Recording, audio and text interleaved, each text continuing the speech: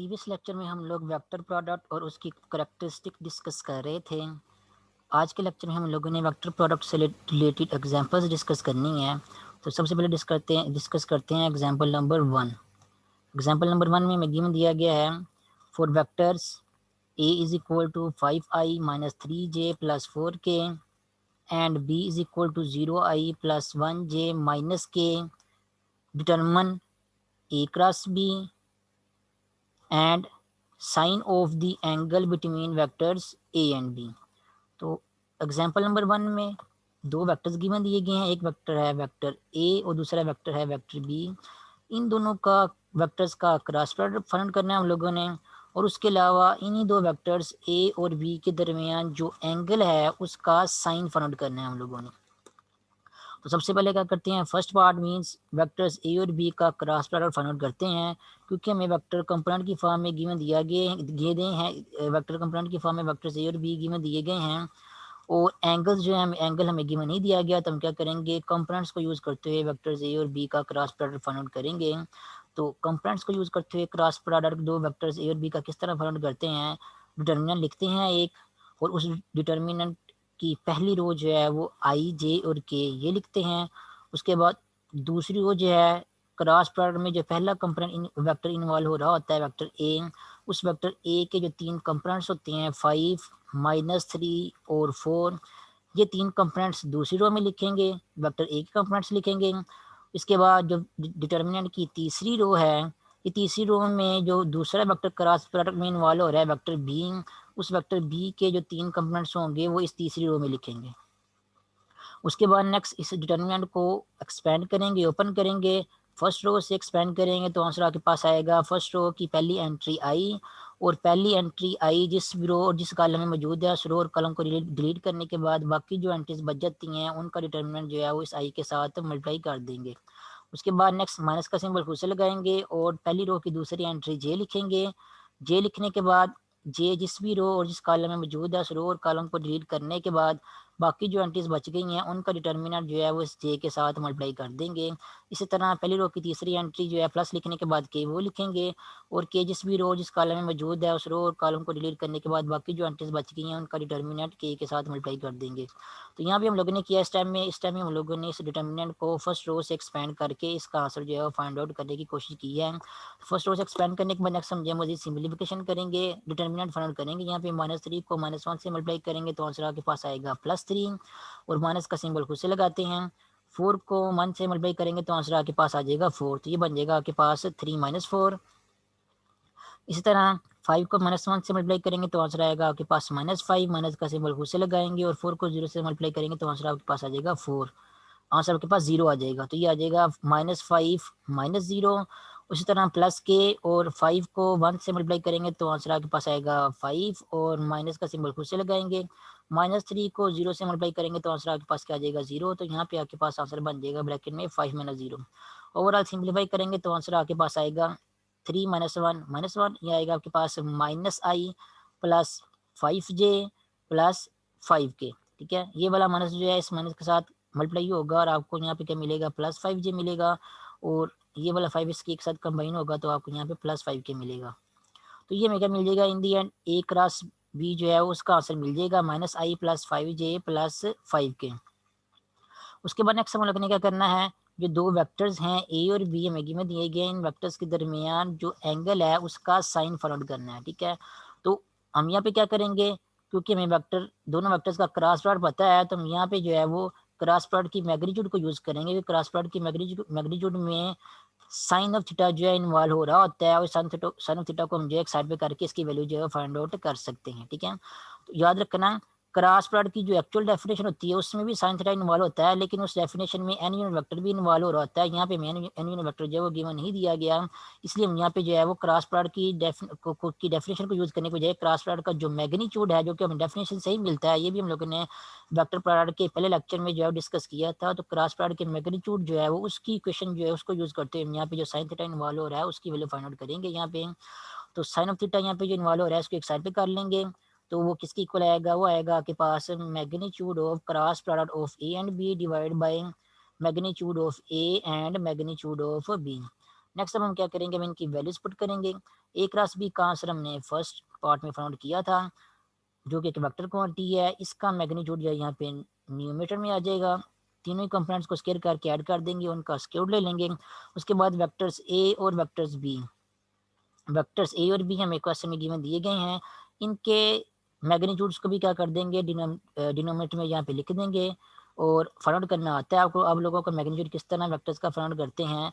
Put करने के बाद आप जो है सिंपलीफिकेशन करेंगे और इन दी एंड आपको साइन ऑफ थीटा की वैल्यू मिल जाएगी square root of 51 divided by 10। और ये हम लोगों ने एग्जाम्पल नंबर 1 के सेकेंड पार्ट में जो है वो फाइंड करना था। उसके बाद नेक्स्ट है एग्जाम्पल नंबर 2। एग्जाम्पल नंबर 2 में क्या कह रहे हैं, find a vector perpendicular to both lines, line AB and line CD, where point A is equal to 0, -1, 3, point B is 2, 0, 4, point C is 2, -1, 4 and point D is 3, 3, 2। ठीक है, तो 4 points आपको given दिए गए हैं।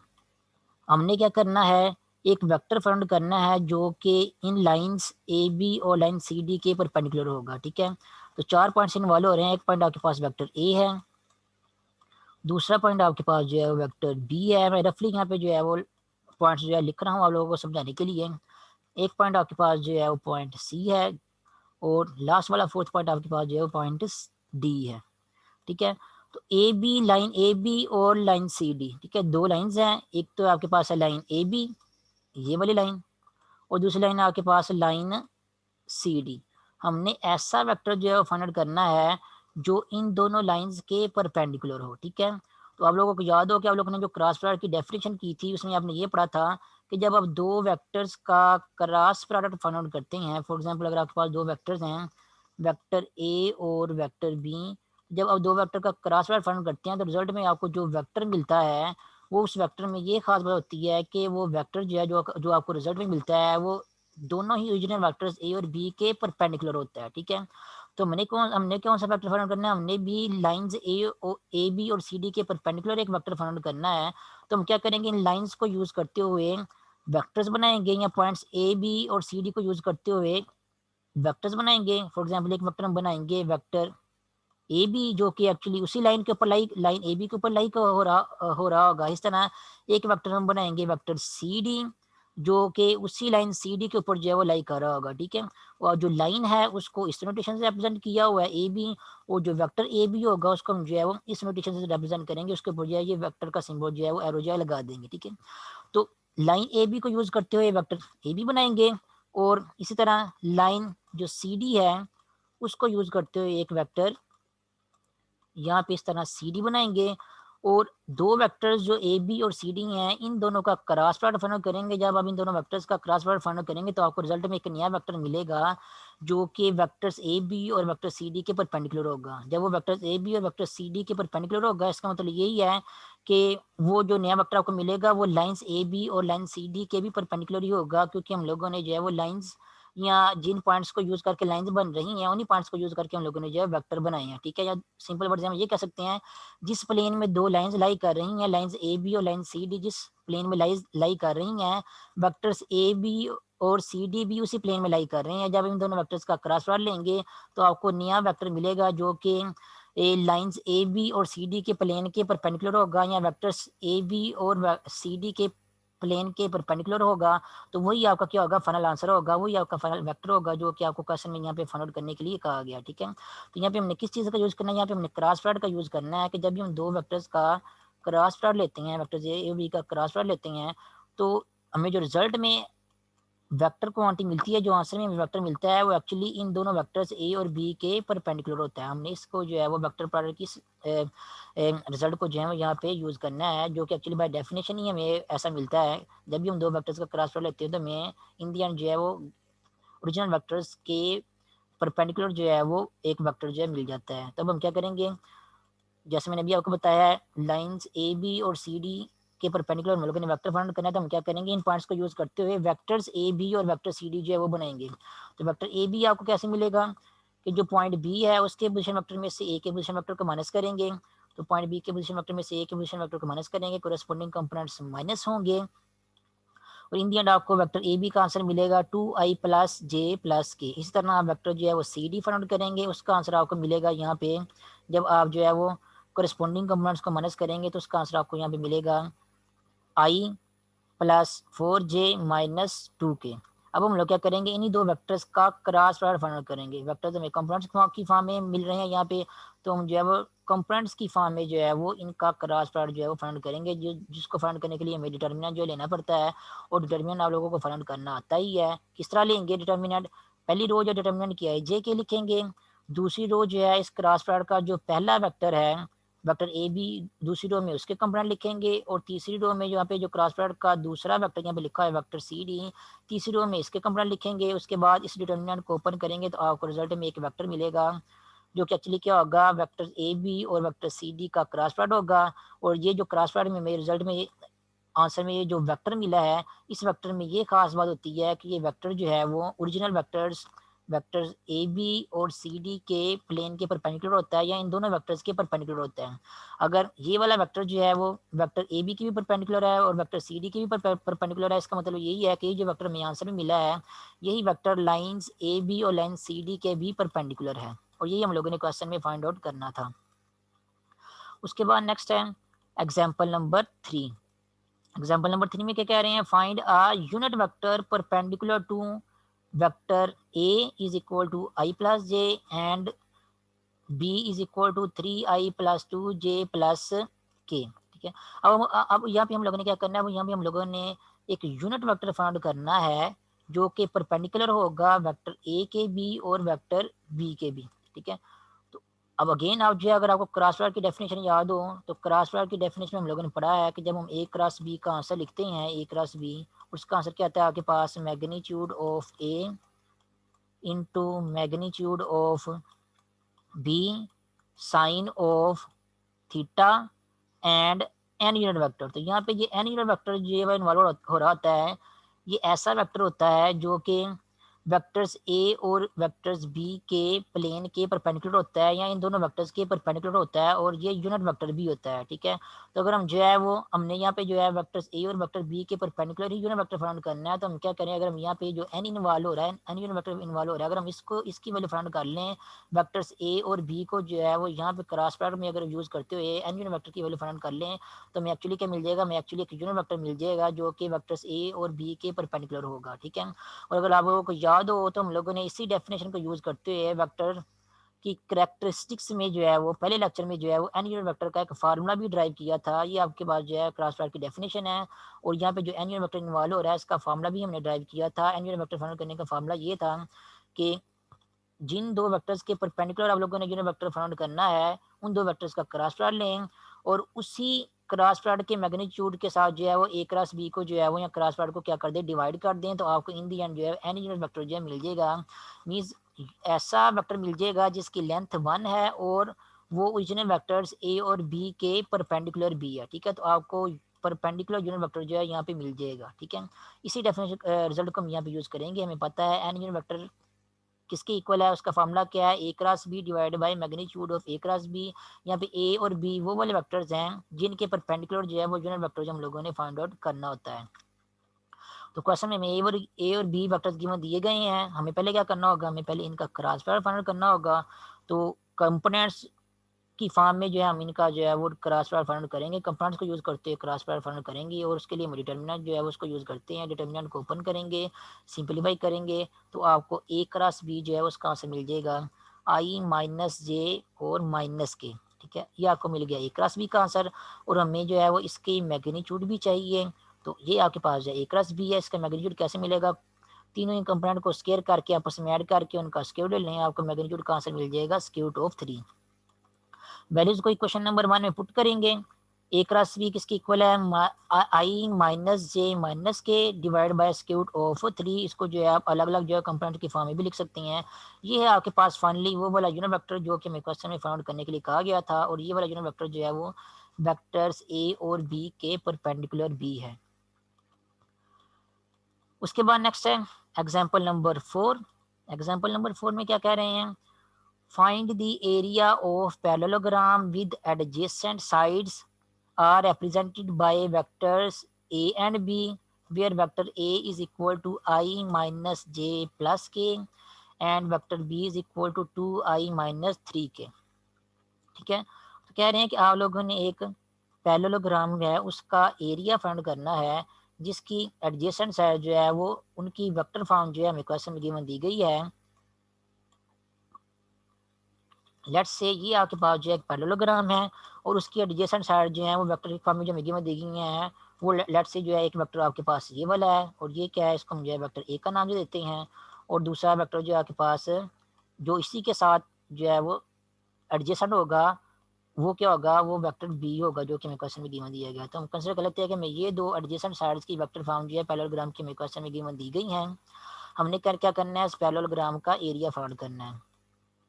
और आप लोगों को याद हो तो हम लोगों ने प्रीवियस लेक्चर्स में पैरेललोग्राम का एरिया फाइंड करने का फार्मूला जो है वो पढ़ा था कि जब हमें दो ऐसे वेक्टर्स पता हों जो पैरेललोग्राम की एडजेसेंट साइड्स को जो है रिप्रेजेंट कर रहे हों, तो उन दो वेक्टर्स का क्रॉस प्रोडक्ट लेके अगर हम उनका उसका जो है वो मैग्नीट्यूड फाइंड कर लें तो हमें पैरेललोग्राम का एरिया जो है वो मिल जाता है।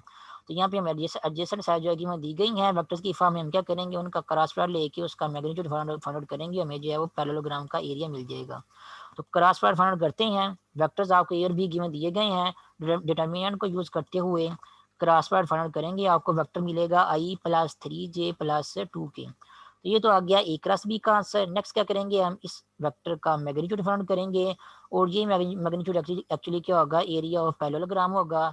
करस्पॉन्ड तीनों ही कंपोनेंट को स्केयर करके ऐड कर देंगे, फाइनली आपको आंसर मिलेगा square root of 14 square units. तो ये आप क्या बन जाएगा, पैरेललोग्राम का एरिया बन जाएगा।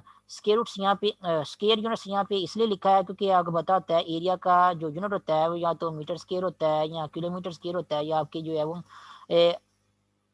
क्वेश्चन पे या रियल लाइफ में आपने जो स्केल जो कंसिडर किया है उस पर डिपेंड करता है। तो यहाँ पे जो जैसे एग्जांपल ही करें, यहाँ पे यूनिट की बात नहीं जो है वो उसके बारे में कोई इन्फॉर्मेशन नहीं गिवन दी गई, इसलिए मीटर स्केल या किलोमीटर स्केल लिखने की वजह यहाँ पे जनरल यूनिट जो है वो एक स्क्वायर यूनिट जो है वो यहाँ पे यूज़ कर रहे हैं। ठीक है, जो कि एक्चुअली क्या है, एरिया का यूनिट होता है। ठीक है, तो एरिया के पास आ जाएगा square root of 14 square units. उसके बाद नेक्स्ट है एग्जाम्पल नंबर 5।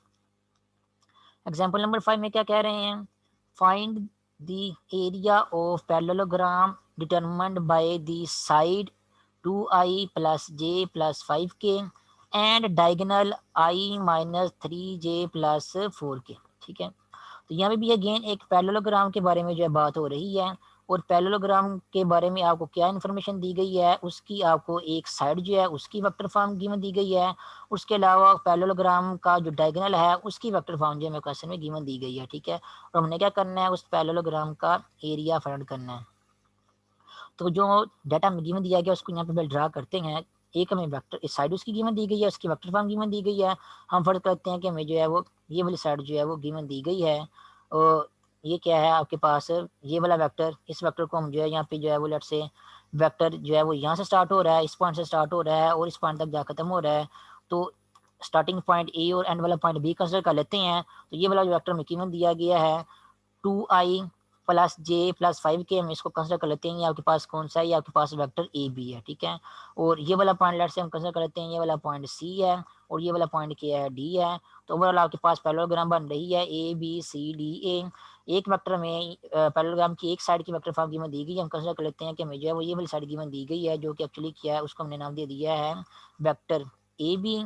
उसके अलावा हमें क्वेश्चन में एक डायगोनल की भी वेक्टर फॉर्म गिवन दी गई है, तो हम कंसिडर कर लेते हैं कि ये वाला जो डायगोनल बन रहा है पैरेललोग्राम का, इसकी जो है वेक्टर फॉर्म हमें क्वेश्चन में गिवन दी गई है। वेक्टर फॉर्म कौन सी है इसकी, आई माइनस 3j प्लस के। इसको ये फिर क्या कहाँ से स्टार्ट हो रहा है वेक्टर, ये वाला पॉइंट ए से स्टार्ट हो रहा है वेक्टर और पॉइंट सी तक जा रहा है। तो ये जो डायगोनल आपके पास बन रहा है जिसकी वेक्टर फॉर्म यहाँ पे आपको गिवन दी गई है, इसको हम जो है वो वेक्टर ए सी का नाम दे देंगे। तो ये दो जो है वो वेक्टर्स हमें क्वेश्चन में गिवन दिए गए हैं। एक वेक्टर जो है वो पैरेललोग्राम की साइड को रिप्रेजेंट कर रहा है और एक वेक्टर जो है वो पैरेललोग्राम के डायगोनल को रिप्रेजेंट कर रहा है।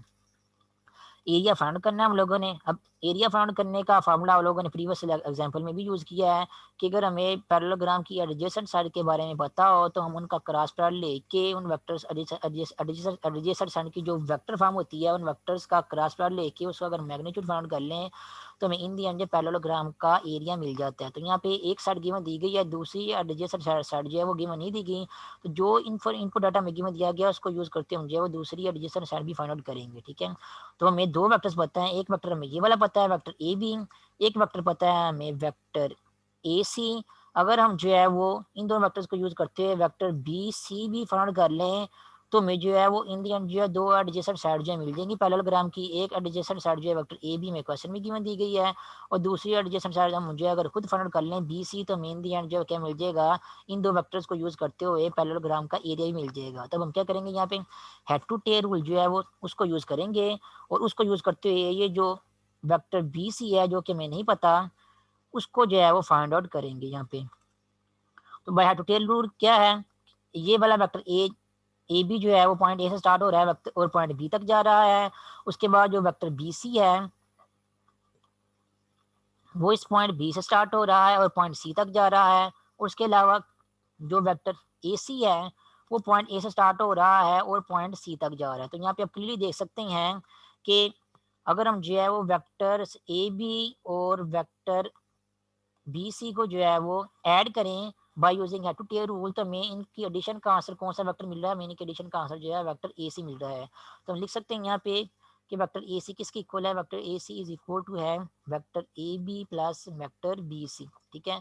इससे जो है वो हेड टू टेल रूल से ये जो हमें इक्वालिटी मिल रही है इस इक्वालिटी को यूज करते हैं हम इसमें जो वेक्टर बी सी इन्वॉल्व हो रहा है ये वाला इस वेक्टर की वैल्यू जो है हम फाइंड आउट करेंगे। तो बी सी वेक्टर जो है उसको एक साइड में करते हैं तो ए बी जो है वो लेफ्ट साइड में क्या हो जाएगा जाके माइनस हो जाएगा तो आपको आंसर मिलेगा ए सी माइनस ए बी। और बी सी जो है आपके पास एक साइड भी आ जाएगा उसका आंसर भी आपको क्या मिलेगा वेक्टर ए सी हमें हमने क्वेश्चन में क्यों दिया गया है कौन सा वेक्टर ए सी ये वाला वेक्टर ए सी है। और वेक्टर ए बी कौन सा वेक्टर है, वेक्टर ए बी जो है आपके पास ये वाला वेक्टर है, ये भी क्वेश्चन में क्यों दिया गया है हमने जैसे इसको नाम रख दिया यहाँ पे। दोनों वेक्टर्स के कोरेस्पॉन्डिंग कंपोनेंट्स को माइनस करेंगे तो हमें इन दी एंड जो आंसर मिलेगा वो क्या मिलेगा वेक्टर बी सी मिलेगा वो किसके इक्वल है माइनस आई माइनस 4j और माइनस 4k।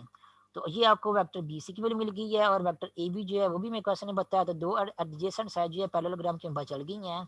तो अब इन दो एडजेसेंट साइड की जो वेक्टर फॉर्म मिल गई है पैरेललोग्राम की हम इनका क्या करेंगे नेक्स्ट हम इनका जो है क्रॉस प्रोडक्ट फाइंड करेंगे और फिर उसके बाद जो है इनका मैग्नीट्यूड भी फाइंड करेंगे। ये जो आपके पास क्रॉस प्रोडक्ट होगा जब मैग्नीट्यूड फाइंड कर लेंगे तो आपको इन दी एंड जो है वो पैरेललोग्राम का एरिया मिल जाएगा।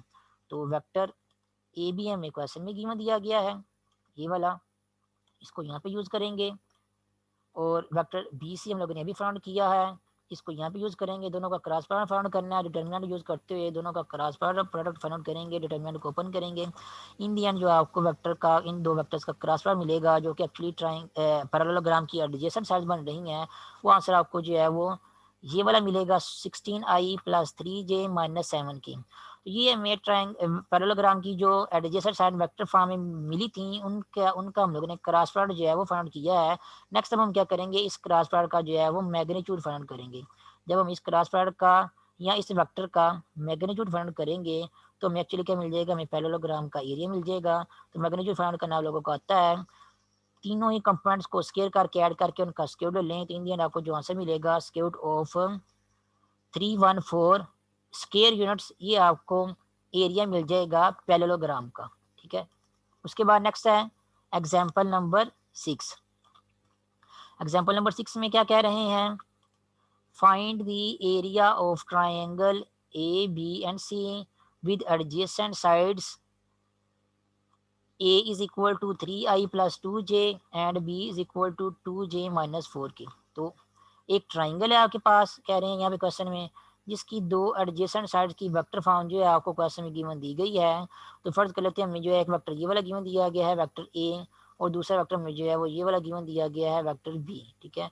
तो ट्राइंगल की हमें अगर एडजेसेंट साइड्स की वेक्टर फॉर्म पता हो तो उन वेक्टर्स को यूज करते हैं हम ट्राइंगल का एरिया फाइंड कर सकते हैं। इसका भी फार्मूला हम लोगों ने जो है वेक्टर प्रोडक्ट की कैरेक्टरिस्टिक्स में पढ़ा हुआ है। क्या करते हैं एरिया ऑफ पैरेललोग्राम को 2 से डिवाइड कर दे तो हमें जो है वो ट्राइंगल का एरिया मिल जाता है क्योंकि अगर आप जो है ट्राइंगल को डबल करें तो आपकी जो है वो शेप इन एक पैरेललोग्राम की बनती है। तो अगर हम पैरेललोग्राम के एरिया को आप कर देते तो हमें ट्राइंगल का एरिया मिल जाता है, ठीक है। फार्मूला हम लोगों ने क्या पढ़ा हुआ है जो दो वेक्टर्स एडजेसेंट साइड्स बना रहे हैं ट्रायंगल की उनका क्रॉस प्रोडक्ट लें उसका मैग्नीट्यूड फाइंड करें और उस मैग्नीट्यूड को जो है 1/2 से मल्टीप्लाई कर दें या उस मैग्नीट्यूड को जो है वो 2 से डिवाइड कर दें तो आपको ट्रायंगल का एरिया मिल जाएगा। तो वेक्टर्स ए और बी आपको क्वेश्चन में गिवन दिए गए हैं, इन दोनों का क्रॉस प्रोडक्ट फाइंड करेंगे by using determinant. Determinant open करेंगे, आपको ये वाली वेक्टर क्वांटिटी जो मिल जाएगी क्रॉस प्रोडक्ट के रिजल्ट में, -8i + 12j + 6k, ये है आपके पास ए ओ क्रॉस बी का आंसर। उसके बाद नेक्स्ट हम लोगों ने क्या करना है, इस वेक्टर का मैग्नीट्यूड फाइंड करके इसको जो है 1/2 से मल्टीप्लाई करना है, तो हमें ट्राइंगल का एरिया जो है मिल जाएगा। तो 1/2 ऐसे लिखते हैं और साथ में मल्टीप्लाई करते हैं ए क्रॉस बी का मैग्नीट्यूड, ए क्रॉस बी के जो तीनों कंपोनेंट्स हैं उनको स्क्वायर करके ऐड करके उनका स्क्वायर रूट लेंगे। उसके बाद नेक्स्ट जो है वो सिंप्लीफाई करेंगे, तो आपको आंसर मिलेगा square root of 61 square units. तो ये square root of 61 square roots ये क्या बन जाएगा, स्क्वायर यूनिट्स ये आपके पास बन जाएगा जो ट्राइंगल आपको क्वेश्चन में दी गई थी, जिसकी एडजेसेंट साइड आपको एडजेसेंट साइड की वेक्टर फॉर्म आपको क्वेश्चन में गिवन दी गई थी, उसका एरिया जो आपको यहाँ पे मिल जाएगा। उसके बाद नेक्स्ट है एक्सरसाइज 2.2। एक्सरसाइज 2.2 का पहला क्वेश्चन है compute the following cross product. तो क्रॉस प्रोडक्ट कुछ आपको क्वेश्चन नंबर 1 में गिवन दिए गए, हमने उनका आंसर जो फाइंड करना है। तो फर्स्ट पार्ट में क्या कहा गया है, फाइंड करें आई क्रॉस 2j + 3k, ठीक है। तो आई का 2j + 3k के साथ क्रॉस प्रोडक्ट फाइंड करना है, तो आप यहाँ पे डिस्ट्रीब्यूटिव लॉ भी यूज़ कर सकते हैं। उसके अलावा डिटर्मिनेंट को यूज़ करके भी दो वेक्टर्स का क्रॉस प्रोडक्ट जो है वो फाइंड आउट कर सकते हैं। तो सबसे पहले हम क्या करते हैं, जिस तरह ये सॉल्व किया और डिस्ट्रीब्यूटिव लॉ यूज़ किया हुआ है उसको यूज़ करके पहले सॉल्व करके देखते हैं कि किस तरह आंसर जो है डिस्ट्रीब्यूटिव लॉ आप यूज़ करके फाइंड कर सकते हैं। आई जो है आपके पास देख सकते हैं ब्रैकेट के बाहर वेक्टर इन्वॉल्व हो रहा है और ब्रैकेट के अंदर जो है दो वेक्टर्स आपस में ऐड हो रहे हैं। एक वेक्टर जो है आपके पास 2j है, दूसरा वेक्टर आपके पास जो है वो 3k है, ठीक है। इनको आप अलग अलग वेक्टर जो है कंसिडर कर सकते हैं कि दो वेक्टर्स आपस में ऐड हो रहे हैं और रिजल्ट में आपको जो है एक नया वेक्टर मिल रहा है 2j + 3k। तो दो वेक्टर्स जो है वो आपस में ऐड हो रहे हैं, एक वेक्टर उसका बाहर क्रॉस प्रोडक्ट इन्वॉल्व हो रहा है। तो बाय यूजिंग डिस्ट्रीब्यूटिव लॉ हम क्या करेंगे, आई का 2j के साथ क्रॉस प्रोडक्ट लेंगे, उसके बाद फिर प्लस आई का 3k के साथ जो है क्रॉस प्रोडक्ट लेंगे, ठीक है। तो आई का cross product with 2j and plus I का क्रॉस प्रोडक्ट विद 3k। तो हमने यहाँ पे फिर स्केलर मल्टीप्लिकेशन की प्रॉपर्टी भी पड़ी हुई है कैरेक्टरिस्टिक्स ऑफ वेक्टर प्रोडक्ट में, कि किसी भी एक वेक्टर के साथ स्केलर इन्वॉल्व हो रहा हो क्रॉस प्रोडक्ट में, तो स्केलर क्या आता है साइड पे आता है और दोनों वेक्टर्स का क्रॉस प्रोडक्ट जो है हम उसको इस तरह लिख सकते हैं, ठीक है। 2j के साथ मल्टीप्लाई हो रहा है तो 2 को साइड पे कर देंगे और आई और j का क्रॉस प्रोडक्ट जो है यहाँ पे ब्रैकेट में लिख देंगे। 3 के साथ भी इस तरह ही करेंगे, यहाँ पे 3 जो है वो साइड पे आ जाएगा और आई और k का क्रॉस प्रोडक्ट यहाँ पे जो है ब्रैकेट में आ जाएगा। उसके बाद नेक्स्ट ये रिजल्ट हम लोगों ने कैरेक्टरिस्टिक्स ऑफ वेक्टर प्रोडक्ट में पढ़ा हुआ है कि जब हम आई का जे के साथ प्रोडक्ट लेते हैं, क्रॉस प्रोडक्ट लेते हैं, तो हमें आंसर में जो है वो वेक्टर के मिलता है। और आई का जब हम जो है वो के साथ क्रॉस प्रोडक्ट लेते हैं तो हमें रिजल्ट में जो है वो -j मिलता है, ठीक है।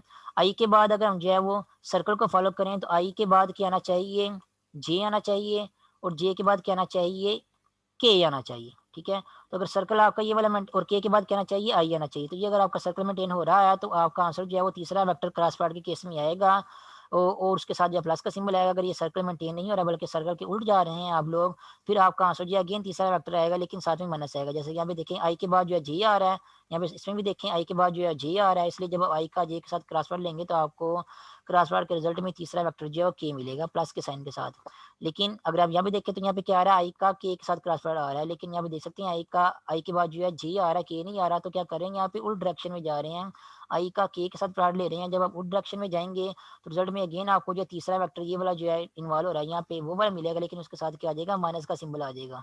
तो इस तरह आप सर्कल को यूज करते हुए भी जो है वो एरोज को फॉलो करते हुए भी आई क्रॉस जे, जे क्रॉस के क्रॉस आई, इनके आंसर जो है वो लिख सकते हैं, ठीक है। तो आई क्रॉस जे जो है वो के इक्वल आ जाएगा, जे आई क्रॉस के जो है वो -j के इक्वल आ जाएगा, और 2 जो है के साथ मल्टीप्लाई हो रहा है, 3 -j के साथ मल्टीप्लाई हो रहा है, ये इन दी एंड आपके पास क्या बन जाएगा 2k - 3j, या फिर इसको हम जो इस तरह भी लिख सकते हैं -3j और +2k।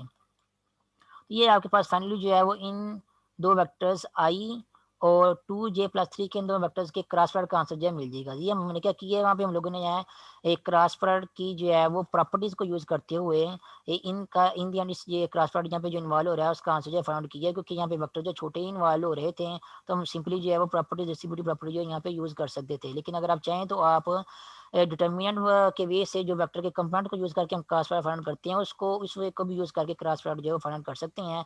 फॉर एग्जाम्पल पहला वेक्टर आपके पास जो है यहाँ पे क्या है, वेक्टर आई है, दूसरा वेक्टर आपके पास क्या है 2i + 2j + 3k। तो आई आपके पास पहला वेक्टर है, उसको हम लिख सकते हैं 1i plus 0j plus 0k। तो क्रॉस प्रोडक्ट में जो पहला वेक्टर ये वाला आई इन्वॉल्व हो रहा है, इसको हम लिख सकते हैं इस तरह 1i plus 0j plus 0k। ये आपके पास पहला वेक्टर बन गया है। और इसका क्रॉस प्रोडक्ट किसके साथ ले रहे हैं, या क्वेश्चन में इसका क्रॉस प्रोडक्ट ले रहे हैं 2j प्लस 3k के साथ। इसको हम लिख सकते हैं 0i प्लस 2j और प्लस 3k। अब आप लोगों को वेक्टर्स का क्रॉस प्रोडक्ट डिटरमिनेंट को यूज़ करते हुए फाइंड करना आता है। इससे रिलेटेड हम लोगों ने भी थोड़ी देर पहले एग्जांपल भी काफ़ी की हैं। तो किस तरह डिटरमिनेंट को यूज़ करके क्रॉस प्रोडक्ट फाइंड करते हैं। सबसे पहले लिखते हैं डिटरमिनेंट की पहली रो आई जे के, उसके बाद डिटरमिनेंट की दूसरी रो क्या लिखते हैं, जो पहला वेक्टर यहाँ पे इन्वॉल्व हो रहा है क्रॉस प्रोडक्ट में उसके कंपोनेंट। तो 0 1 0 और 0 ये पहले वेक्टर के 3 कंपोनेंट्स आ जाएंगे। और तीसरी रो में जो है दूसरे वेक्टर के 3 कंपोनेंट्स आ जाएंगे, वो क्या आपके पास 0 2 और 3। और उसके बाद नेक्स्ट क्या करेंगे, अब हम इस डिटरमिनेंट को जो है वो ओपन करेंगे। ठीक है, सबसे पहले क्या आएगा आई, और आई जिस रो जिस कॉलम में लिखा हुआ है उस रो काम को डिलीट करने के बाद बाकी जो एंट्रीज बच गई हैं उनका डिटरमिनेंट साथ में मल्टीप्लाई होगा। तो उनका डिटरमिनेंट आप यहाँ पे देख सकते हैं कि वो 0 ही आ रहा है। 0 को 3 से मल्टीप्लाई करेंगे तो वहाँ से 0, माइनस 0 को 2 से मल्टीप्लाई करेंगे तो वहाँ से 0। डिटरमिनेंट कहाँ से यहाँ पे क्या आ रहा है, 0 ही आ रहा है। तो हम क्या करेंगे, यहाँ पे डायरेक्टली जो है वो आई के साथ 0 को मल्टीप्लाई कर देंगे। उसके बाद माइनस का सिंबल खुद से लगाते हैं, साथ में पहली रो की दूसरी एंट्री जो कि जे है उसको लिखेंगे। उसके बाद जे जिस रो और जिस कॉलम में मौजूद है उस रो कॉलम को डिलीट करने के बाद बाकी जो एंट्रीज बच गई हैं उनका डिटरमिनेंट जो है जे के साथ मल्टीप्लाई करेंगे। तो इनका डिटरमिनेंट क्या बन रहा है, 1 को 3 से मल्टीप्लाई करेंगे तो आंसर आपके पास क्या आएगा 3 आएगा, माइनस 0 को 0 से मल्टीप्लाई करेंगे तो आंसर आपके पास क्या आ जाएगा 0 आ जाएगा। तो ओवरऑल आपके पास आंसर आ रहा है 3 माइनस 0 किसके इक्वल है, वो 3 के ही इक्वल है। तो यहाँ पे जे के साथ क्या आ जाएगा 3 आ जाएगा। उसके बाद प्लस पहली रो की तीसरी एंट्री जो है के वो यहाँ पे लिखेंगे, के यहाँ पे आ जाएगा। और अगेन के जिस रो और कॉलम में मौजूद है उस कॉलम को रो और कॉलम को डिलीट करने के बाद बाकी जो एंट्रीज बच गई हैं उनका डिटरमिनेंट साथ में मल्टीप्लाई करेंगे। तो 1 को 2 से मल्टीप्लाई करेंगे तो आंसर आपके पास 2 आएगा, और माइनस 0 को 0 से मल्टीप्लाई करेंगे तो आंसर आपके पास जो है वो 0 आएगा। ओवरऑल आपके पास आंसर आएगा 2 माइनस 0, जिसको हम जो है वो 2 लिख सकते हैं। तो यहाँ पे के साथ जो है हम डायरेक्टली जो है वो 2 को मल्टीप्लाई कर देंगे। उसके बाद नेक्स्ट जो है सिंप्लीफाई करते हैं, 0 को एक से मल्टीप्लाई करेंगे तो आंसर आपके पास आएगा 0 आई, जो कि हम ना भी लिखे तो इशू नहीं है। उसके बाद नेक्स्ट क्या आएगा, माइनस जे इंटू 3, तो ये बन जाएगा आपके पास माइनस 3j। और साथ में क्या आ जाएगा यहाँ पे नेक्स्ट, ये के को 2 से मल्टीप्लाई करेंगे तो ये बन जाएगा प्लस 2k।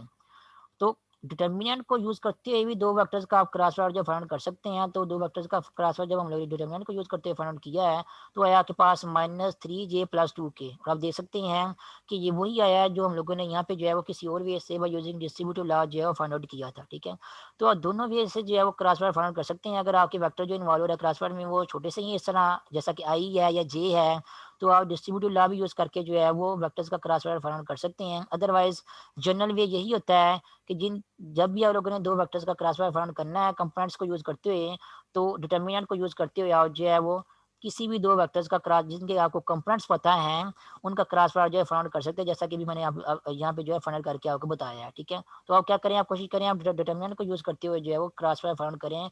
उससे क्या होगा, आपको कुछ ज़्यादा प्रॉपर्टीज़ का जो है या करेक्टरिस्टिक्स का जो है वो वेक्टर प्रोडक्ट की उनको यूज़ नहीं करना पड़ेगा। आपकी कैलकुलेशन में कोई गलती नहीं होगी। जस्ट डिटर्मिनेंट को ओपन करेंगे, आपको इन दी एंड जो है वो क्रॉस प्रोडक्ट का आंसर जो मिल जाएगा, जो कि एक्चुअली वही होगा जो आप किसी और वे से भी फाइंड करेंगे। ठीक है, तो डिटर्मिनेंट को यूज़ करते हुए क्रॉस प्रोडक्ट फाइंड करना आसान होता है। तो आप क्या करेंगे, आपने क्या करना है, इसी डिटर्मिनेंट को यूज़ करते हुए जो है वो क्रॉस प्रोडक्ट का आंसर जो है वो फाइंड आउट करना है किसी भी दो वेक्टर के क्रॉस प्रोडक्ट के केस में। फॉर एग्जाम्पल यहाँ पे जैसे लिखा हुआ है 2i माइनस 5 के का क्रॉस प्रोडक्ट लेना है जे के साथ, तो हम इसको लिख सकते हैं 2i plus 0j minus 5k।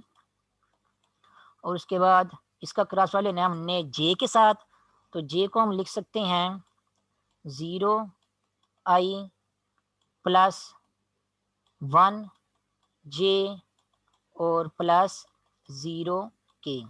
अब ये जो दो वेक्टर्स हैं ये एक्चुअली वही वेक्टर्स है जो कि क्वेश्चन में भी इन्वॉल्व हो रहे हैं। यहाँ पे इनका क्रॉस प्रोडक्ट हम लोगों ने फाइंड करना है।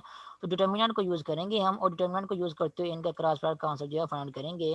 डिटर्मिनेंट की पहले रो लिखेंगे यहाँ पे आई जे और के, उसके बाद डिटरमिनेंट की सेकंड रो क्या होगी, ये जो पहला वेक्टर है क्रॉस प्रोडक्ट में उसके कंपोनेंट आएंगे 2 0 और -5, यहाँ पे आ जाएगा आपके पास 2 0 और -5। तीसरी रो होगी यहाँ पे दूसरा जो वेक्टर इन्वॉल्व हो रहा है उसके कंपोनेंट, दूसरा रो के कंपोनेंट्स हैं, दूसरे वेक्टर के कंपोनेंट्स हैं 0 1 और 0, यहाँ पे आ जाएगा 0 1 और 0। नेक्स्ट क्या करेंगे, इस डिटर्मिनेंट को ओपन करके जो है वो सिंप्लीफाई करेंगे, इन दी एंड आपको जो वेक्टर की फॉर्म में आंसर मिलेगा वो भी एक्चुअली क्या होगा, इन दो वेक्टर्स का क्रॉस प्रोडक्ट होगा जो कि यहाँ पे क्वेश्चन में लिखे हुए हैं। ठीक है, तो डिटर्मिनेंट को ओपन करके जो है आप इस तरह जो है वो और जहाँ डिटर्मिनेंट को यूज करके आप जो है वो किसी भी दो वेक्टर्स का क्रॉस प्रोडक्ट जो है फाइंड कर सकते हैं अगर आपको उस वेक्टर के कंपोनेंट्स के बारे में पता है तो। इस तरह ये क्वेश्चन नंबर 1 का जो थर्ड पार्ट है ये भी आप लोगों ने क्या करना है, डिटर्मिनेंट को यूज करते हुए इसका इन दो वेक्टर्स का क्रॉस प्रोडक्ट भी आप लोगों ने क्या कर लेना है, खुद ही फाइंड आउट कर लेना है। उसके बाद नेक्स्ट है क्वेश्चन नंबर 2। क्वेश्चन नंबर 2 में क्या कह रहे हैं, prove that a minus B cross product with a plus B ये किसकी इक्वल है, 2 टाइम्स a क्रॉस b। तो क्वेश्चन नंबर 2 में क्या प्रूव करना है कि a माइनस बी जो कि आपके पास इन दी एंड एक वेक्टर ही होगा और a प्लस बी वो भी आपके पास एक वेक्टर होगा, इन दो वेक्टर्स का क्रॉस प्रोडक्ट वो किसके इक्वल है, 2 times of a cross b। ठीक है, तो यहाँ पे माइनस आ रहा है, यहाँ पे प्लस आ रहा है, यहाँ पे दरमियान में क्लास आ रहा है और आंसर आपके किसके इक्वल आ रहा है, 2 times of a cross b के इक्वल आ रहा है।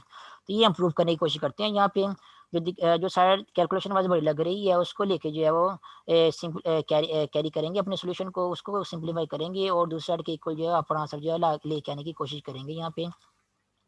तो लेफ्ट साइड को लेके चलते हैं सोल्यूशन में, वो आपके पास है a minus B into A minus B का क्रॉस प्रोडक्ट है विद ए प्लस बी। ठीक है, अब यहाँ पे हम क्या करेंगे, यहाँ पे हम अगेन जो है वो डिस्ट्रीब्यूटिव लॉ जो है यूज करेंगे। जो वेक्टर ए प्लस बी है दो वेक्टर का सम है, इन दी दो वेक्टर को सम करने के बाद आपको पता ही आपको इन दी कोई ना कोई एक वेक्टर ही मिलता है। तो ये जो वेक्टर है ए प्लस बी इसको हम जो है एज ए वन वेक्टर जो हम यहाँ पे कंसिडर कर लेते हैं। तो ये फिर आपके पास क्या लिखा हुआ है, दो वेक्टर्स जो है वो माइनस हो रहे हैं ब्रैकेट में और उसका क्रॉस प्रोडक्ट क्या किसके साथ ले रहे हैं, उनका क्रॉस प्रोडक्ट जो है हम इस वेक्टर जो है वो ए प्लस बी के साथ जो है ले रहे हैं, जिसको एज हम लोगों ने वन वेक्टर जो है यहाँ पे कंसिडर करना है डिस्ट्रीब्यूटिव लॉ यूज करने के लिए।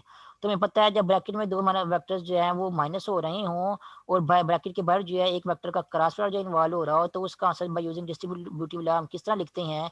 सबसे पहले हम क्या करते हैं, ब्रैकेट वाला जो पहला वेक्टर है साइड्स आप लोगों ने ध्यान में रखनी है कि जो वेक्टर लेफ्ट हैंड साइड में है वो लेफ्ट हैंड साइड में ही रहे, क्योंकि क्रॉस प्रोडक्ट हम डिस्कस कर रहे हैं और क्रॉस प्रोडक्ट के केस में कम्यूटेटिव लॉ जो है वो होल्ड नहीं करता।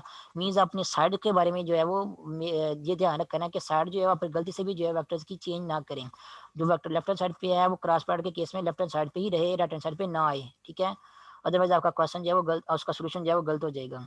तो ब्रैकेट में जो पहला वेक्टर है ए उसका क्रॉस प्रोडक्ट लेंगे हम, बाहर जो वेक्टर इन्वॉल्व हो रहा है ब्रैकेट के बाहर ए प्लस बी उसके साथ लेंगे तो ये बन जाएगा आपके पास ए क्रॉस बी प्लस सी। उसके बाद ये माइनस का सिंबल आ जाएगा, ये हम डिस्ट्रीब्यूटिव लॉ यूज कर रहे हैं।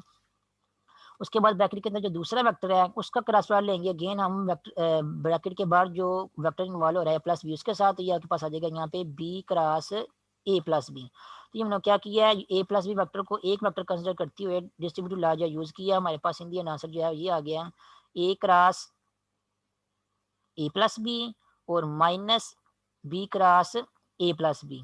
अब अगेन क्या करेंगे, ये दो टर्म्स बन गई हैं, इन दो टर्म्स में अगेन क्या करेंगे हम जो डिस्ट्रीब्यूटिव लॉ जो यूज करेंगे। किस तरह डिस्ट्रीब्यूटिव लॉ यूज करेंगे, एक वेक्टर ए जो है उसका क्रॉस प्रोडक्ट इन्वॉल्व हो रहा है दो वेक्टर्स के सम के साथ जो कि ब्रैकेट में इन्वॉल्व हो रहे हैं। इसी तरह यहाँ पे भी देखें तो एक वेक्टर है बी उसका क्रॉस प्रोडक्ट इन्वॉल्व हो रहा है दो वेक्टर के सम के साथ जो कि ब्रैकेट में यहाँ पे लिखे हुए हैं। तो डिस्ट्रीब्यूटिव लॉ किस तरह यूज करेंगे, ये जो बाहर वाला वेक्टर है इसको ब्रैकेट में के अंदर जो पहला वेक्टर है उसके साथ लिंक करेंगे, इसका यानी कि वेक्टर ए का जो कि बाहर आ रहा है उसका वेक्टर ए के साथ क्रॉस प्रोडक्ट लेंगे तो ये बन जाएगा आपके पास vector A cross vector A. उसके बाद नेक्स्ट यहाँ पे प्लस का सिंबल आ रहा है तो प्लस का सिंबल आएगा, फिर अगेन क्या करेंगे इसी बाहर वाले वेक्टर ए का ब्रैकेट के अंदर जो दूसरा वेक्टर है उसके साथ क्रॉस प्रोडक्ट लेंगे तो ये बन जाएगा आपके पास ए क्रॉस बी। और याद रखना यहाँ पे आप लोगों ने साइड को जो है वो मेंटेन रखना है, वेक्टर ए जो है यहाँ पे बाहर लेफ्ट हैंड साइड पे है तो क्रॉस प्रोडक्ट लिखते हुए भी ए जो है आपके पास लेफ्ट हैंड साइड में ही रहना चाहिए, उसको आप लोगों ने साइड चेंज करके राइट हैंड साइड पे जो है नहीं लिखना। ठीक है, क्योंकि क्रॉस प्रोडक्ट जो है कम्यूटेटिव नहीं होता, आप साइड चेंज नहीं कर सकते। उसके बाद नेक्स्ट इसी तरह माइनस का सिंबल उसके बाद आएगा और उसके बाद नेक्स्ट अगेन हम क्या करेंगे डिस्ट्रीब्यूटिव लॉ जो यूज करेंगे। अब क्योंकि हम जो है माइनस के बाद जो है वो यहाँ पे डिस्ट्रीब्यूटिव लॉ यूज कर रहे हैं, तो डिस्ट्रीब्यूटिव लॉ यूज करेंगे तो इसका आंसर जो है आपके पास दो टर्म जो है वो आएंगी इन दी एंड। तो जब दो टर्म्स आएंगी इन दी एंड इसका आंसर उसके साथ क्या मल्टीप्लाई हो रहा है माइनस मल्टीप्लाई हो रहा है बट हमें क्या करना होगा अपने आंसर को ब्रैकेट के अंदर लिखना होगा, ताकि बाहर जो माइनस मल्टीप्लाई हो रहा है इन दी एंड ब्रैकेट के अंदर मल्टीप्लाई करने के बाद हम जो अपने हमें जो आंसर मिल रहा है उसके साइन भी जो है चेंज कर सके। ठीक है, अगर आप B cross A plus B का आंसर जो है डिस्ट्रीब्यूटिव लॉ यूज़ करके ब्रैकेट में नहीं लिखेंगे, तो जो दो टर्म्स आएंगी वो माइनस उनके साथ जो माइनस मल्टीप्लाई हो रहा है वो सिर्फ पहले टर्म के साथ ही मल्टीप्लाई होगा, दूसरी के साथ मल्टीप्लाई नहीं होगा और आपकी कैलकुलेशन जो है वो गलत हो जाएगी। तो हम क्या करेंगे, ब्रैकेट लगाएंगे पहले माइनस के बाद इस तरह, ठीक है। और उसके बाद क्या करेंगे, जो डिस्ट्रीब्यूटिव लॉ यूज़ करने के बाद जो आंसर आ रहा है उसको इस ब्रैकेट के अंदर लिखेंगे, ठीक है। किस तरह लिखेंगे, बाहर आपके पास आ रहा है वेक्टर बी, इसका क्रॉस वाला लेंगे वेक्टर ए के साथ, तो ये क्या बन जाएगा, बी क्रॉस ए बनेगा, ठीक है, क्योंकि बी लेफ्ट हैंड साइड पे है तो हमने बी को लेफ्ट हैंड साइड भी रखना है, ये बन जाएगा आपके पास बी क्रॉस ए। उसके बाद यहाँ पे क्या आ रहा है, प्लस का सिंबल आ रहा है, तो ये प्लस का सिंबल यहाँ पे आ जाएगा। उसके बाद नेक्स्ट इसी वेक्टर बी का क्रॉस वाला लेंगे वेक्टर बी के साथ, ये बन जाएगा आपके पास बी क्रॉस बी, ठीक है। उसके बाद नेक्स्ट अगर आप नोट करें तो ब्रैकेट लगी हुई है यहाँ पे और बाहर जो है माइनस जो है वो मल्टीप्लाई हो रहा है इस ब्रैकेट के साथ, तो माइनस को जब मल्टीप्लाई करेंगे अंदर या ब्रैकेट को ओपन करेंगे तो ये वाला माइनस जो है वो बी क्रॉस ए के साथ आएगा, ठीक है। और उसके अलावा यही माइनस जो है वो जब इस प्लस के साथ यहाँ पे आएगा तो ये आपका प्लस वाला साइन जो है ये बन जाएगा माइनस बन जाएगा, तो ओवरऑल आपके पास क्या आंसर बन जाएगा, ये बन जाएगा आपके पास माइनस बी क्रॉस ए और माइनस बी क्रॉस बी। उसके बाद नेक्स्ट हम जो है वो करेक्टरिस्टिक जो वेक्टर प्रोडक्ट है उसकी करेक्टरिस्टिक्स या उसकी प्रॉपर्टी जो है वो ये वाली यूज़ करेंगे कि जब भी दो सेम वेक्टर्स का क्रॉस प्रोडक्ट लेते हैं तो सेम वेक्टर का क्रॉस प्रोडक्ट हमेशा क्या होता है, वो जीरो की इक्वल होता है, क्योंकि उनके दरमियान एंगल क्या होता है, सेम वेक्टर्स के दरमियान एंगल क्या होता है, वो 0 डिग्री का होता है।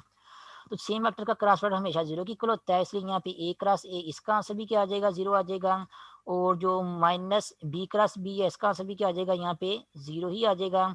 उसके बाद नेक्स्ट ये जो वेक्टर ए क्रॉस बी है इसको एज इट इज लिख देंगे, और जो वेक्टर बी क्रॉस ए लिखा हुआ है यहाँ पे, जो कि एक्चुअली यहाँ पे लिखा हुआ है minus of B cross A, हमें पता है कि ए क्रॉस बी का आंसर जो है वो बी क्रॉस ए के इक्वल नहीं होता, क्योंकि वेक्टर्स में with respect to cross product जो है वो कम्यूटेटिव लॉ जो होल्ड नहीं करता, तो ए क्रॉस बी जो है बी क्रॉस ए के इक्वल नहीं होता। लेकिन हमें ये पता है कि ए क्रॉस बी जो है वो minus of B cross A इसके इक्वल होता है, तो ये जो minus of B cross A है इसकी जगह हम जो है वो ए क्रॉस बी जो है वो लिख सकते हैं, ठीक है। तो ये जो यहाँ पे लिखा हुआ है minus of B cross A, इसकी जगह हम जो है ये प्लस ए क्रॉस बी जो है वो ये लिख देंगे, और ए क्रॉस बी जो है वो यहाँ पे भी लिखा हुआ है, तो दो ए क्रॉस बी आपके पास यहाँ बन जाएंगे जो कि आपस में क्या हो रहे हैं, ऐड हो रहे हैं।